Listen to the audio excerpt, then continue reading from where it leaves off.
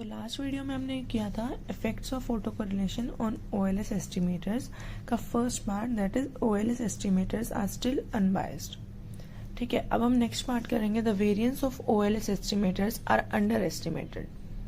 Under estimated means bias downwards. Underestimated means bias downwards. The bias downward mean कि आपकी जो true value है और जो आपके एस्टिमेटेड वैल्यू है, जो आपने अज्यूम किया, यानी आप जो आपने वैल्यू एस्टिमेट की, वो क्या रही? अंडर एस्टिमेटेड रही, जो आपकी ट्रू वैल्यू से कंपेयर की जब उन्होंने। तो आपकी वैल्यू क्या बन जाएगी? Variance of beta one hat is equals to expected value of beta one hat minus beta one. ये क्यों लिया हमने? क्योंकि हम कह रहे हैं कि अंडर एस्टिमेटेड है। अंडर एस्टिमेटेड मतलब कि इन दोनों के बीच में, यानी कि जो एस्टिमेटेड वैल्यू एस्टिमेटर है और जो ट्रू वैल्यू है, इनके बीच में क्या है? गैप है। ठीक है, इसी की वजह से क्या हो रहा है? वेरिएंस। तो ये कह रहे हैं कि expected value of beta one hat minus beta one का होल स्क्वायर, क्योंकि वेरिएंस है। तो वेरिएंस का क्या होता है आपको पता है? एक्सपेक्टेड वैल्यू का होल स्क्वायर। ठीक है, तो ये होगा beta one hat minus beta one.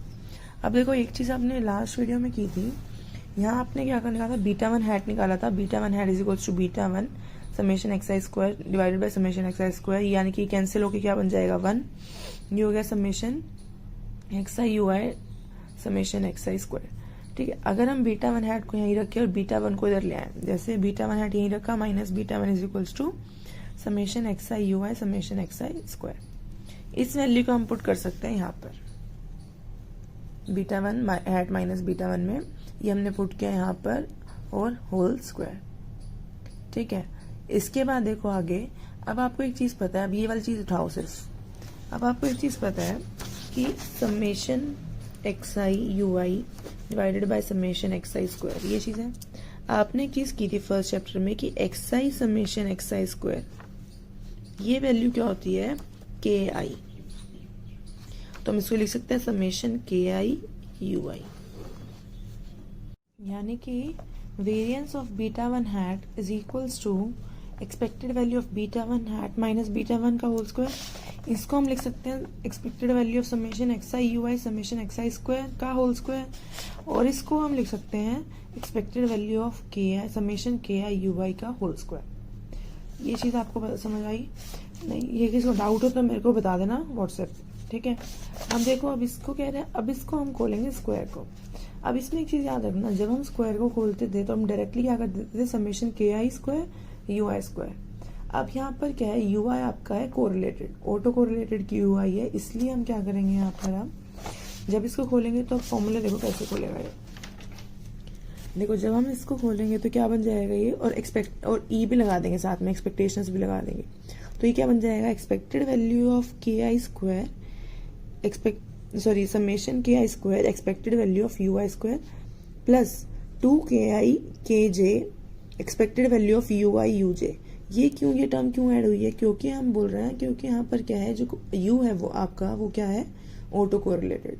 Auto correlated you का मतलब क्या हो जाएगा कि यहाँ पर जब वो नो ऑटो कोरिलेशन की प्रॉब्लम होती है तो हम सिर्फ इतना खत्म कर देते थे यहाँ तक कि variance of beta hat is this only. But अगर हम कहते हैं कि आपका यू आई है जो ऑटो कोरिलेटेड है, तो हमें एक ये नई टर्म भी इंट्रोड्यूस करनी पड़ेगी, that is 2 summation K I K J expected value of U I U J. ये थोड़ा सा याद रखने वाली भी है, इंपॉर्टेंट भी है। अब वही है कि अब क्या करेंगे, हम के आई की वैल्यू डाल दो। के आई की आपको वैल्यू क्या पता है? क्या है? X I summation x I square. अब ये यहाँ पर हर जगह के आई की वैल्यू डाल दो। ये हो जाएगा variance of beta hat is equals to expected value of, ये क्या हो जाएगा? X I summation x I का होल स्क्वायर और expected value of U I square plus 2 summation x I X J summation x I का whole square का whole square X आई square का whole square. ठीक है, expected value of U I U J. ठीक है, ये solve करना है। अब ये कह रहे हैं अगर in case U I U J is equals to 0, U I U J is equals this term अगर is equals to 0, this means there is no autocorrelation, कि ऑटो कोरिलेशन की प्रॉब्लम है ही नहीं। तो हम बोल देंगे इसका मतलब क्या है कि सिर्फ आपका वेरिएंस क्या बन जाएगा? सिर्फ ये टर्म, यानी कि ये इसको हम expected value of U I square is sigma square you, sigma square you. ये वेरिएंस ही है किसका? यू का।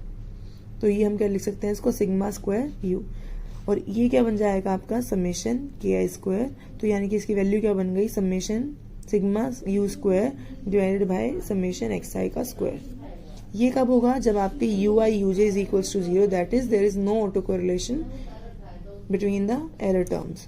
बट अगर इन केस अगर ये प्रॉब्लम होती है तो क्या होगा, अगर ये प्रॉब्लम अगर होगी तो कैसे लिखेंगे इसको, ये हो जाएगा समेशन, ये तो हो गया, यहाँ पर क्या हो जाएगा ये +2 summation square U P S. ये कैसी, ये कोई ये चीज़ आई है यहाँ से, ये कहाँ से आया है, जब आपने लास्ट वीडियो हमने की थी वो कौन सी थी ये, कोवेरियंस वाली, जब आपने मैंने लास्ट वीडियो बनाई हुई है वो देख लेंगे आप।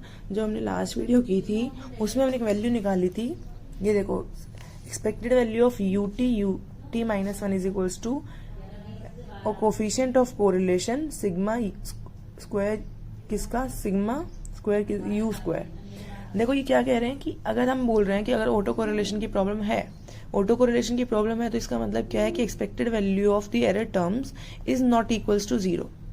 ठीक है, इज नॉट इक्वल्स टू 0 मतलब कि अगर 0 नहीं है तो कोई ना कोई वैल्यू तो होगी ना जिसके इक्वल होगा। तो ये वाली हमने वैल्यू निकाली थी, that is rho sigma square, और यू हम लगा देंगे कि हम किसका ये किसका वेरिएंस है यू का। ठीक है, तो ये टर्म याद रखनी है, ये हम पुट कर देंगे यहाँ पर। इन्होंने अलग अलग लिख दिया इसको सिग्मा स्क्वायर और पी एस, इसको आप साथ साथ भी लिख सकते हो। ठीक है, इन्होंने बस थोड़ा सा ब्रैकेट में, इसको ब्रैकेट में लाने के लिए इन्होंने इस टर्म को स्प्लिट कर दिया। तो यहाँ पर हो जाएगा सिग्मा स्क्वायर यू और ये हो जाएगा पी एस लिख लो, पी लिख लो, रो मतलब कुछ भी लिख सकते हो। अब बस इस टर्म को खोल दिया इन्होंने, एक्सपैंड कर दिया। अब यहाँ पर इसको सिंपल सॉल्व किया है, ये सॉल्व करके देखना, अगर इसमें भी किसी को प्रॉब्लम आती है तो पूछना। एक्सपैंड कैसे किया, मतलब वैल्यूज पुट कर दी। ठीक है, जैसे यहाँ पर वैल्यू पुट कर दी कि 1 2 3 ये सब वैल्यूज खोल दी। अब यहाँ पर इन्होंने क्या कह रहे हैं कि अब इसमें से हम कॉमन ले सकते हैं दो टर्म्स, वो क्या है sigma square you summation x I square. अब यहाँ से हमने तो ये कह रहे हैं कि अगर विदाउट ऑटो कोरिलेशन होता, यानी कि अगर ऑटो कोरिलेशन की प्रॉब्लम ना होती तो आपका सिर्फ वेरिएंस कितना आता है ये वाला। बट ये कह रहे हैं कि आपका ये टर्म तो आई है बट इसमें कुछ एडिशनल वैल्यू भी आ गई है, दिस मीन्स कि ये this value plus something positive.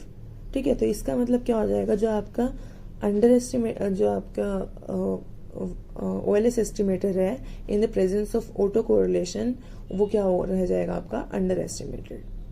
ठीक है, तो ये आ जाएगा आपका, ये शो कर देंगे कि variance of OLS estimator in the presence of autocorrelation is underestimated. Okay, last 3 effects.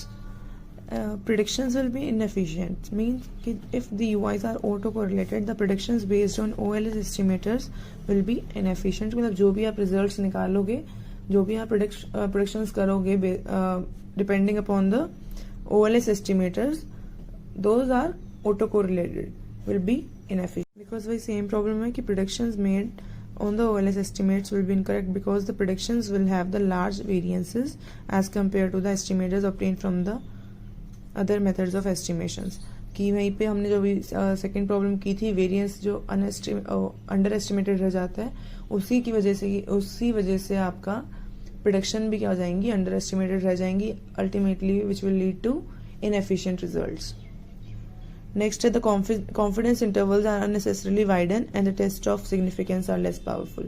कि अगर आप टेस्ट लगाओगे टी टेस्ट या F test, they will be less powerful, मतलब कि वो रिजल्ट्स क्या देंगे, inefficient, उनके रिजल्ट्स भी क्या रहेंगे, inefficient. Next है,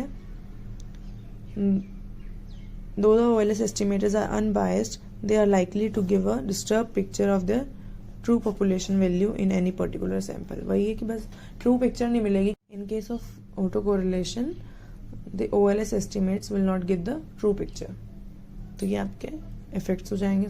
बस इसके बाद 1-2 वीडियोस हो रहे हैं, 1-2 इफेक्ट्स अगर उसमें एक्स्ट्रा मिलेंगे तो मैं शेयर कर दूंगी, आप वो देख लेना और अपना नोट कर लेना। अगर जो 1-2 एक्स्ट्रा इफेक्ट्स उसमें होंगे या एक्सप्लेन किया होगा तो मैं यूट्यूब वीडियो शेयर कर दूंगी।